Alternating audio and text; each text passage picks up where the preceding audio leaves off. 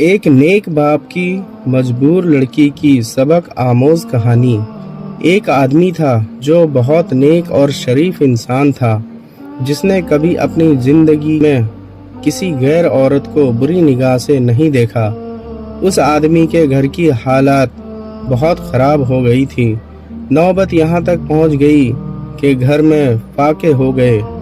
اس آدمی کی ایک جوان بیٹی تھی۔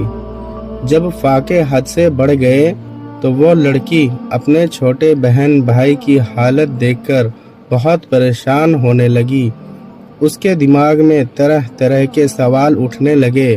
اس نے سوچا کہ کیوں نہ میں گھر سے نکل کر کسی کام کی تلاش کروں جس سے میں اپنے گھر والوں کا پیٹ بھر سکوں۔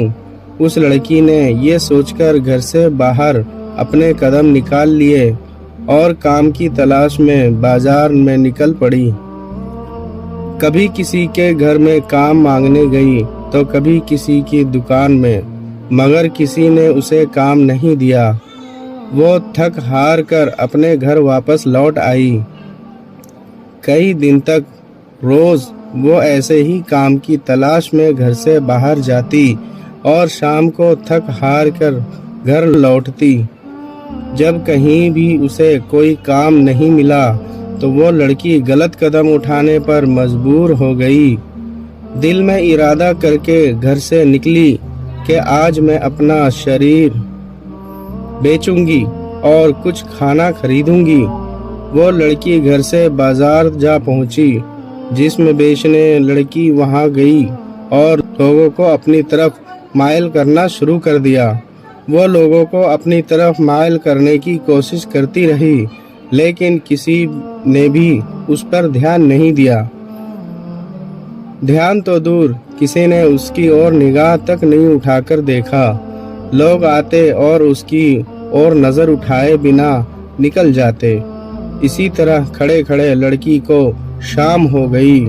وہ پریشان ہو کر گھر کی اور قدم بڑھانے لگ گئی۔ جب گھر پہنچی تو اپنے والد کو پریشانی میں دیکھا۔ دروازے پر باپ نے بیٹی کو دیکھا اور پوچھا، بیٹی کہاں گئی تھی؟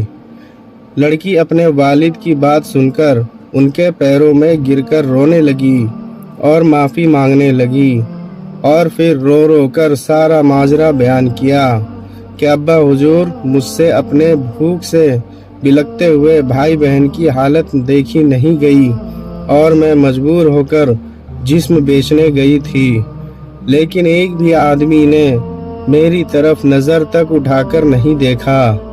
پوری بات سننے کے بعد باپ نے اپنی بیٹی سے کہا کہ بیٹا، تمہارے بابا نے آج تک کبھی کسی غیر عورت کو آنکھ اٹھا کر نہیں دیکھا، تو یہ کیسے ہو سکتا ہے کوئی تمہیں نظر اٹھا کر دیکھتا؟ تو دوستو، اس کہانی کو سنانے کا مقصد یہی تھا کہ گندی نگاہ کسی عورت پر مت ڈالو، کیونکہ نظر